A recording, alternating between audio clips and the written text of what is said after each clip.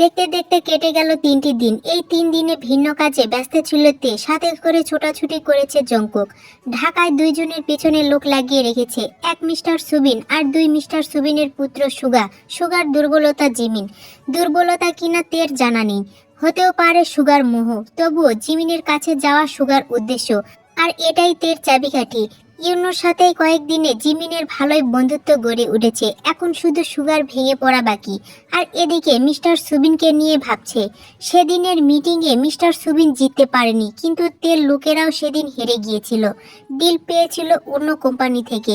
তে বুঝতে পারছে না তার পিছনে কে এমন আছে যে তার শুভাকাঙ্ক্ষী। ব্যালকনিতে বসে এগুলোই ভাবছিল তে। ভাবনার ছেদ ঘটে কলিং বেলের আওয়াজে। রাতের খাবার আসার সময় হয়েছে ভেবে তে বলে, কামিন। ওয়েটার ভিতরে এসে তেকে বলে, জংকুক স্যার আপনাকে এইগুলো দিতে বলেছে ম্যাম। একটি প্যাকেট তের হাতে দিয়ে বলে। তে প্যাকেটটি হাতে নিয়ে চোখ দিয়ে ওয়েটারকে চলে যেতে ইশারা করে। ওয়েটার চলে যায়। তে প্যাকেট খুলে দেখে এর ভিতর পিঙ্ক কালারের সুন্দর কারুকাজের জর্জেট শাড়ি। সাথে সাথে তের ফোনে কল আসে। তে ফোন হাতে নিয়ে দেখে তাতে লেখা মন্ত্রী মশাই। ফোন রিসিভ করতেই জংকুক বলে, waiting for you Mayawati. For what? Candle light dinner বলে কল কেটে দেয় জংকুক। এখন কল না কাটলে তে আর্গুমেন্ট করবে, আর পরে জংকুক এসে তেকে জোর করে নিয়ে যাবে, এটা তেও জানে। স্নিমিত হেসে তে শাড়ি পরে রেডি হয়। গার্ডদের লোকেশন দিয়ে বলে চারপাশে ভালোভাবে খেয়াল রাখতে, যাতে ঝামেলা না হয়। রেডি হয়ে তে চলে আসে জংকুকের দেওয়া অ্যাড্রেসে। তের হিলের শব্দ আসতেই চারপাশ থেকে আলো জ্বলতে শুরু করে। চারপাশ থেকে গিটারের আওয়াজ আসতে থাকে। জংকুক তাকিয়ে দেখতে থাকে তার মায়াবতীর আগমন। তে জংকুকের দিকে তাকিয়েই হাঁটতে থাকে। জংকুক ব্ল্যাক কালারের ব্লেজার সেট পরে আছে। জংকুকের পা থেকে মাথা পর্যন্ত পরখ করলো তে। পারফেক্ট জেন্টালম্যান লুক জংকুকের। তে জংকুকের কাছে আসতে জংকুক চোখ টিপ দিয়ে বলে, লেডি কিলার। মুচকি হাসে তে। জংকুক হাত বাড়িয়ে দেয় তের দিকে। তে জংকুকের হাতের উপর নিজের হাত রাখে। তের হাত ধরে জংকুক তেকে টেবিলের সামনে বসিয়ে দেয়। খুব সুন্দরভাবে সাজানো হয়েছে চারপাশ। রক্ত লাল গোলাপের সাথে সাদা গোলাপ মিক্স করে ঝাড়বাতি দিয়ে রুমটি সাজিয়েছে। কিছু কিছু জায়গায় ছোট ছোট ডিজাইন করা মোমবাতি জ্বলতে থাকে। টেবিলের ওপর ভিন্ন রকমের খাবার, কক্সবাজারের আইটেমগুলো খুব সুন্দরভাবে সাজিয়ে রাখা এই টেবিলে। তেকে টেবিলের এক প্রান্তে বসিয়ে দিয়ে তার সামনের চেয়ারে বসে পড়ে জংকুক। দূরত্ব প্রায় 4-5 হাত। চেয়ারে বসে আঙুলের তুড়ি বাজিয়ে ইশারা করে সার্ভেন্টদের। সাথে সাথে 2 জন সার্ভেন্ট এসে তে ও জংকুককে খাবার পরিবেশন করে দেয়। জংকুক তার ডান হাতের ইশারা করে তেকে বলে, let's enjoy the sea food. তে খাওয়া শুরু করে। জংকুক তের দিকে তাকিয়ে থেকে নিজের মতো করে খেতে থাকে। ডিনার শেষ করে তের সামনে আসে, তারপর হাত বাড়িয়ে তেকে বলে, ডান্স। তে নেশালো দৃষ্টিতে তাকিয়ে থাকে জংকুকের দিকে, যা দেখে জংকুক মুখে হালকা হাসি ফুটিয়ে তোলে। জংকুকের হাতের উপর নিজের হাত রেখে তে দাঁড়িয়ে পড়ে। জংকুক আবারও তুড়ি বাজায়। সাথে সাথে চারপাশ থেকে স্লো ভয়েসে গান বাজতে থাকে। জংকুক তের ডান হাত নিজের কাঁধে রেখে তের কোমরে নিজের বাম হাত রাখে। তারপর তের বাম হাতের সাথে নিজের ডান হাত এক করে গানের তালে ডান্স করতে থাকে। নির্জন নিরিবিলি পরিবেশ, শীতল হাওয়ার সাথে পোকার কিচিরমিচির শব্দ। সমুদ্র সৈকত থেকে কিছুটা দূরে একটি গুদামঘর, সেখানে হাত পা বাঁধা অবস্থায় বসে আছে 2টি মানব। বাঁধা অবস্থায় ছোটাছুটি করছে নিজেকে রক্ষার জন্য। মানব 2জনকে বেঁধে সামনে দাঁড়িয়ে আছে কিছু দেহরক্ষী, অপেক্ষা তাদের মালিকের আসার। চেয়ারে বসা মানব 2টির একজন বলে, আমাদের শত্রুতা তো তোমাদের সঙ্গে না, তাহলে আমাদেরকে কেন আটকে রেখেছ? আমার মায়াবতীর সাথে তো তোদেরও কোনো শত্রুতা নেই, তারপরও কেন খুন করতে এসেছিলি? লোকটির প্রশ্নে দূর থেকে বাতাসের সাথে ভেসে আসছে কথাগুলো। কাঙ্ক্ষিত লোকটিকে দেখা যাচ্ছে না। মানব 2জন খুঁজতে থাকে কে বলছে এই কথাগুলো। দেখা যাচ্ছে না লোকটিকে, তবে তার কথাগুলো শোনা যাচ্ছে। লোক 2জনের চোখ দিয়ে চারপাশে পর্যবেক্ষণ করা দেখে জেহব বলে, আব্বে সালা, তোদের আজরাইল আসছে। এভাবে চাতক পাখির মতো আজরাইলকে দেখার শখ জেগেছে কেন? জেহবের কথা শুনে লোক 2জন শুকনো ঢোক গিলতে থাকে। অন্তঃপর দেখতে পায় সামনে লম্বা আকারের এক ছায়ামূর্তি। আস্তে আস্তে তার আগমন অতি নিকটে হতে থাকে। লোক 2জনের কাছে এগোতে এগোতে জংকুক বলে, কাম অন জেহব বেবি, আমার মায়াবতীর জীবনে আজরাইল হয়ে আসতে চেয়েছিল, এখন তারাই পড়েছে আজরাইলের হাতে। বেচারা তো জানেই না যে মায়াবতীর রক্ষা কবচ স্বয়ং মন্ত্রীমশাই নিজেই। রাগ মিশ্রিত উচ্চস্বরে কথাগুলো বলেই ভিতরে এন্ট্রি নেয় জঙ্কুক। মুখে ফুটেছে এক ভিলেনি হাসি। জঙ্কুককে দেখে লোক দুজন বলে ওঠে, মন্ত্রী জিয়ন জঙ্কুক। জেহব বলে, তোদের আজরাইল, আমাদের ভুল হয়ে গেছে, আমরা আর এই ভুল করব না, দয়া করে ছেড়ে দিন। বলেই আকুতি মিনতি করতে থাকে লোক দুজন। জঙ্কুক শয়তানি হাসি দিয়ে বলে, তোদের প্রতি আমার লোকজনের দৃষ্টি না থাকলে তোরা আমার মায়াবতীকে মেরে ফেলতিস। তখন কি আমি চাইলেও পেয়ে যেতাম আমার মায়াবতীকে? তোরা তো আমার মায়াবতীকে মারতে একবার দুইবার না, বারবার চেষ্টা করেছিস। কি ভেবেছিস আমি কিছুই জানি না? বলে পকেট থেকে বন্দুক বের করে জঙ্কুক। এই 3 দিনের কথাগুলো ভাবতে থাকে বন্দুকের দিকে তাকিয়ে। তে ও জঙ্কুক যখন ফ্যাক্টরি থেকে হোটেলে ব্যাক করে তখনই এদের দেখতে পায় জঙ্কুক। সাথে সাথে গার্ডদের কল করে সতর্ক করে দেয়। এর ভিতরে একদিন তে একা একা আইসক্রিম পার্লারে যায়। জঙ্কুকের লোক দেখতে পায় তের দিকে এই লোক দুজন বন্দুকের নিশানা করে রেখেছিল। জঙ্কুকের গার্ড কিছু করতে যাবে তার আগেই কোথা থেকে কালো ধোঁয়া আসে। পরে তে নিজেই সেখান থেকে গায়েব হয়ে যায়। অনেক খোঁজাখুঁজির পর জঙ্কুক তেকে তার রুমেই পায়। রুমে বসে আরাম করে আইসক্রিম খাচ্ছে তে। জঙ্কুকের লোকগুলোকে জঙ্কুক বলে দেয়, এরা কোথায় কি করে আমাকে ডিটেলস বলে দিবে। আমার মায়াবতীকে মারতে চেয়েছে, এর শাস্তি তো পেতেই হবে। জঙ্কুক ঠান্ডা মাথায় লোকগুলোর মালিককে আগে বের করতে চায়। আর তার থেকেও বড় কথা, মেন রাস্তায় হামলাকারীদের কিছু করলে জঙ্কুকের ক্যারিয়ারের ঝামেলা হবে। সে তো কোনো না কোনো ভাবে এমনিতেই তেকে রক্ষা করেছে। তাই জঙ্কুক সময় সুযোগ করে লোকগুলোকে এই গুদাম ঘরে বেঁধে রেখেছে। এগুলো ভাবতে ভাবতেই জঙ্কুক গুলি তাক করে একটি লোকের সামনে। লোকটির কপাল বরাবর গুলির নিশানা টার্গেট করে বলে, জিয়ন জঙ্কুকের যতদিন নিঃশ্বাস আছে তার মায়াবতীকে কেউ এক চুল পরিমাণ ক্ষতি করতে পারবে না। এই মন্ত্রী হওয়াটা যেমন আমার পেশা, ঠিক মায়াবতী হলো আমার নেশা। বলেই পরপর 2টা শুট করে দেয় লোকটির কপাল বরাবর। কপাল ছিদ্র হয়ে রক্ত ঝরতে থাকে লোকটির। লোকটির এই অবস্থা দেখে পাশের লোকটি থরথর করে কাঁপতে থাকে। জঙ্কুকের দেহরক্ষীরা ভয়ে থরথর করছে। জিহব বেচারা হানিমুন করতে এসে বোধ হয়ে এখানে খুন দেখতে ব্যস্ত। মনে মনে বলে, কোন দুঃখে যে বসের সাথে হানিমুন করতে এলাম, এর থেকে বস আমার প্রি হানিমুন করতো আর আমি বউ নিয়ে নিজের ঘরে প্রেম করতাম। লোকটিকে গুলি করে জঙ্কুক এক পৈশাচিক হাসি দেয়। তারপর বলে, জেহব baby, are you upset for your sweet moment? তুতলাতে তুতলাতে জেহব বলে, নো নো নো বস। ও জেহব বেবি, আমি কোথায় ভাবলাম তোমার সুইট মোমেন্ট ওয়েস্ট হলো এই জানোয়ারদের জন্য। তাই তুমি রাগ করে এদের কিমা বানাবে। তা না, উল্টো তুমি দেখছি হানিমুনে এসে বসের ভয়ে কাঁপছো। এমন অ্যাসিস্ট্যান্ট আমার কোনো কাজের না। অ্যাসিস্ট্যান্টকে দেখে লোক কাঁপে, এমন দেখেই আমি লোক হায়ার করব। জেহব কি বলবে বুঝে উঠতে পারছে না, কখনোই পারে না। এখন তো আবার তার বস মানে জিয়ন জঙ্কুক তার মায়াবতীর হয়ে রক্ত খেলায় নেমেছে। মাথা গরম থাকলে যদি একটা গুলি তার দিকে চলে যায় তাহলে সে আর ফিরবে না। জঙ্কুকের চোখ রক্তবর্ণ ধারণ করেছে। জঙ্কুক এমনিতেও শ্যামবর্ণের, এখন আবার অতিরিক্ত রেগে যাওয়াতে জঙ্কুকের শিরা উপশিরা সবকিছু ফুলে নীল রঙে ধারণ করেছে। জঙ্কুকের কপালের দিকেও এক শিরা ফুলে উঠেছে, যেটা স্পষ্ট দেখতে পাচ্ছে জেহব। এর আগেও একটি খুন জঙ্কুক দিনের আলোতে করেছিল তার সামনে। পুরনো কথা মনে পড়ে জেহব শুকনো ঢোক গিলতে থাকে। জঙ্কুক গুলির দিকে একবার তাকিয়ে মৃত লোকটির পাশের লোকটির দিকে তাকায়, বলে, নাও দ্য টাইম ইজ ইয়োর। বলে শুট করতে যাবে তার আগে পিছন থেকে পরপর 2টো গুলি ছেদ করে যায় লোকটির বক্ষ বরাবর। জঙ্কুক পিছনে ফিরে তাকায় না, কারণ তার কিছুটা অনুমান হয়ে গেছে কে হতে পারে এই খুনি। আগেই বলেছিলাম মায়াবতীর মায়ামুখ দেখে ফেসে যাবেন না মন্ত্রী মশাই। এই মায়াবতী জীবনে ধ্বংসবতী হয়ে এসেছে, এটা শুধু একটি ট্রেলার দেখালাম। বলে বন্দুকে হালকা ফু দিল তে। জেহব জঙ্কুক সম্পর্কে অবগত থাকলেও বেচারা এবার দেবার সাথে দেবীকেও একই রূপে দেখে আটকে ওঠে। মনে মনে বলে, আজ একটা হায়ার এডুকেশনের সার্টিফিকেট থাকলে আপনার থেকে আমি নিজেই পালিয়ে যেতাম মন্ত্রী মশাই। তে আস্তে আস্তে হেঁটে জঙ্কুকের পাশে এসে দাঁড়ায়। জঙ্কুকের বরাবর দাঁড়িয়ে তে বন্দুক নিজের প্যান্টের পকেটে রেখে বলে, তে নিজেকে রক্ষা করতে জানে মন্ত্রী মশাই। জীবনে চলতে যেয়ে একা পথে সবকিছুই শিখে নিয়েছি। জঙ্কুক হো হো করে হেসে দেয়, বলে, মাঠে নামার আগে তো প্রশিক্ষণ নিয়েই নামতে হয় মায়াবতী। তুমি এই জঙ্কুকের তাজমহল, তোমার রূপের আগে তোমার এই দেমাক আমার ভালোবাসার প্রধান কারণ মায়াবতী। তে একটি ঠাট্টার হাসি মুখে ফুটিয়ে তোলে, তারপর নিজের গার্ডদের বলে, এই দুজনকে মাটি চাপা দিয়ে দাও। কথাগুলো বলে চলে যাইতে জঙ্কুকের সাথে তের নজরে পড়েছিল ওই লোকগুলো। তে নিজেও তার গার্ডদের সতর্ক করে দেয়। আইসক্রিম পার্লারে যাওয়ার আগে তে উপর থেকেই দূরবীন দিয়ে লোকগুলোকে দেখে নেয়, তারপর নিজের গার্ডদের সাথে কথা বলে প্ল্যান করে। তাই তো লোকগুলোকে তের শুট করার আগে তের লোকগুলো চারিদিকে কালো ধোঁয়া ছড়িয়ে দেয়, আর তারপর খুঁজে পায় না এই হামলাকারীদের। আজকে গার্ড দ্বারা খোঁজ পায় তার উপর হওয়া হামলাকারীদের জঙ্কুক আটক করেছে। বাকিটা তো জানতেই পারলেন। তে যাওয়ার পর জেহব এসে জঙ্কুককে বলে, ছোট মুখে একটা বড় কথা বলি বস। জঙ্কুক তাকায় জেহবের দিকে, চোখ দিয়ে ইশারা করে। কি?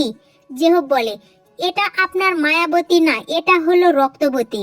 মন্ত্রীর সামনে কিভাবে খুন করে গেল, সাহস আছে বলতে হয়। ঠোঁট বাঁকা করে হেসে জঙ্কুক বলে, এটুকু দেখেই আমার মায়াবতীকে রক্তবতী বলছো? সামনে তো আরো কিছু দেখবে, রেডি থেকো এক এক চমকের জন্য।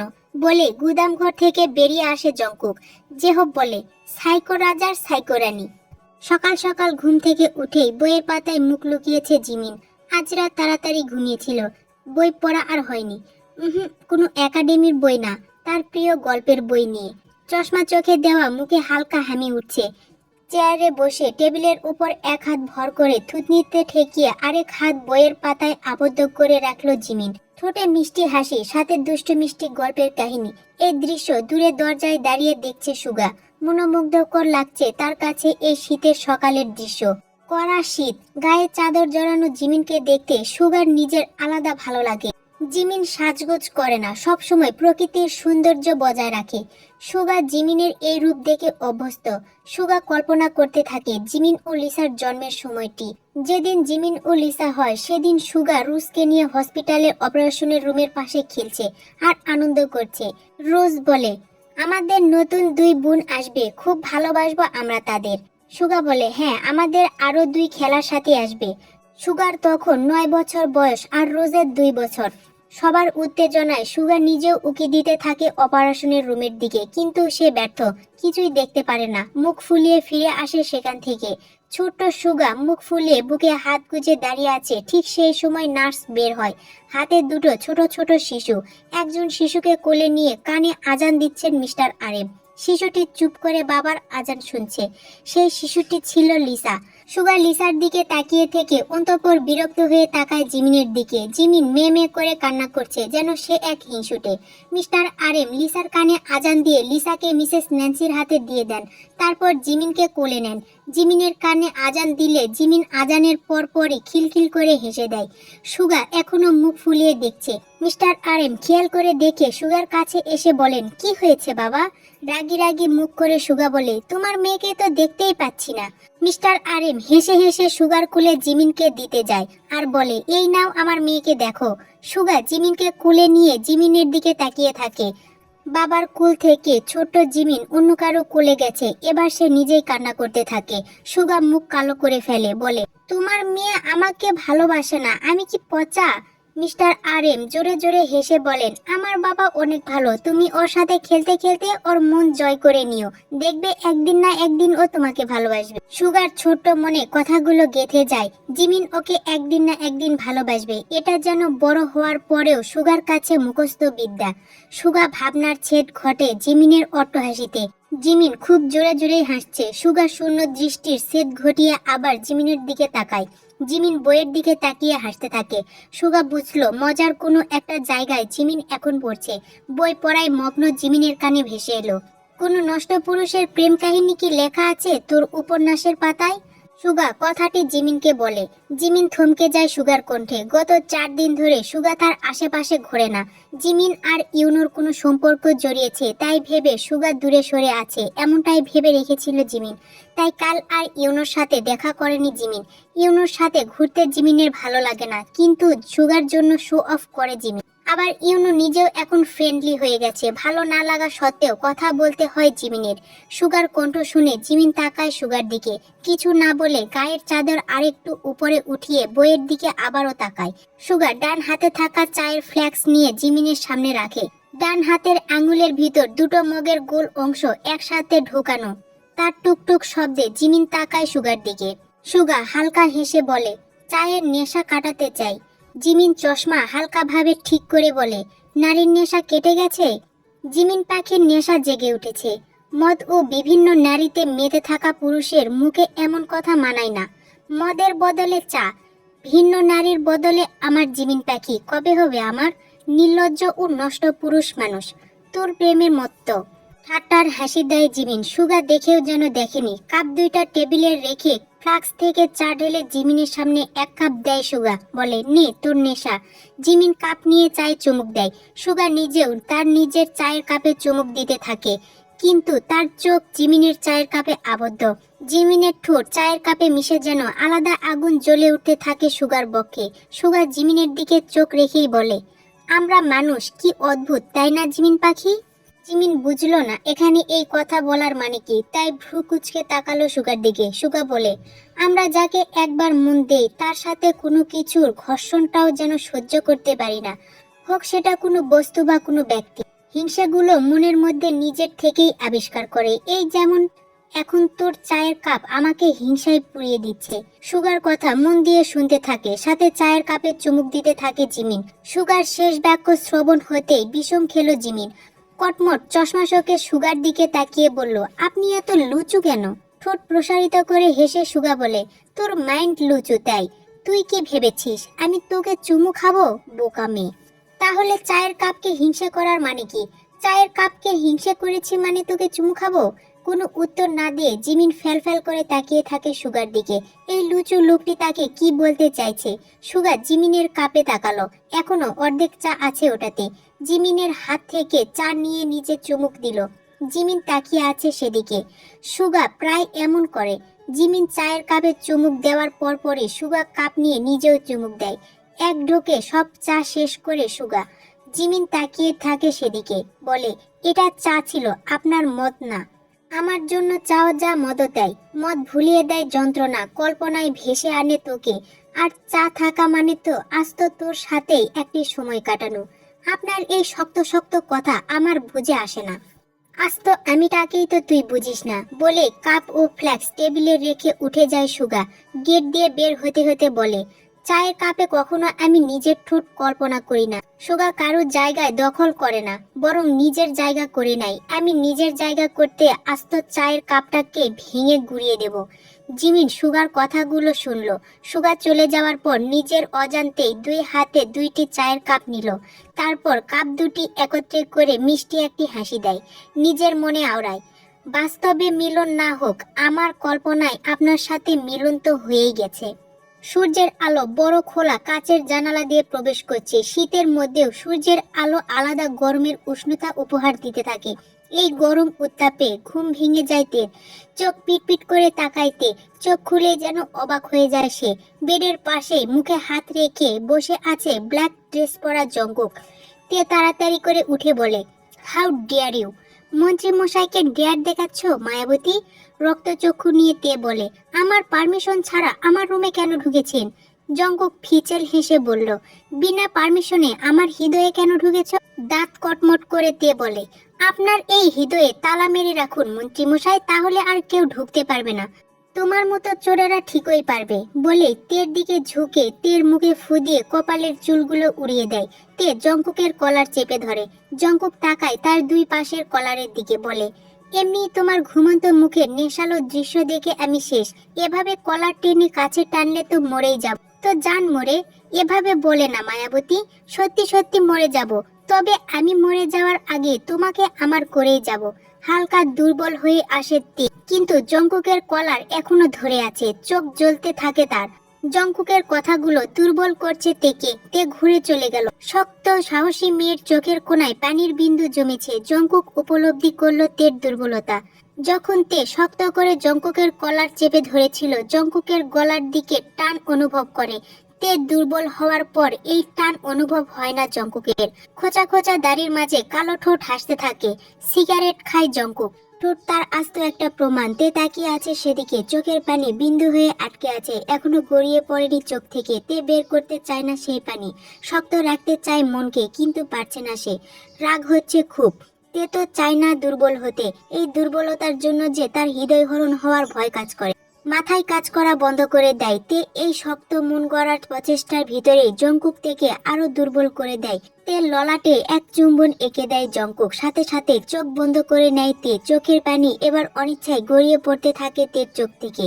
জংকুকের ঠোঁটের দূরত্ব অনুভব করতেই তে চোখ খুলে, সাথে সাথে ধাক্কা দিয়ে দূরে ঠেলে দেয় জংকুককে। বালিশের পাশে থাকা গুলি হাতে নিয়ে তাক করে জংকুকের দিকে, বলে, আমি আপনার মায়াবতী না মন্ত্রীমশাই, আমি এক হৃদয় হরিণী কন্যা। নিজেকে দাউ দাউ করে পুড়িয়েছি, আমি আপনাকে পোড়াতে চাই না, তাই দূরে সরে যান আমার থেকে। ঠোঁটের কোনায় বাঁকা হাসি রেখে জংকুক ঘাড় কাত করে তাকায় তীর দিকে। নিজের ঠোঁটে নিজেই স্লাইড করে বলে, পুরন্ত মায়াবতীর জখমে মলম লাগানোর কেউ ছিল না, এখন এসে গেছে। মেনে নেওয়া না নেওয়া তোমার ব্যাপার। তোমার এই জখম যেমন আমি সারিয়ে দেব, তোমার হৃদয়ে আমার স্থান আমিই গড়ে তুলব। তের হাতে থাকা বন্দুক নামিয়ে বলে, চলে যান মন্ত্রীমশাই, একা থাকতে চাই আমি। জংকুক কথা বাড়ায় না, একা থাকতে দেয় তেকে। যেতে যেতে বলে, ব্রেকফাস্ট টাইম হয়ে এসেছে, তাড়াতাড়ি চলে এসো, না খেয়ে অপেক্ষা করব আমি।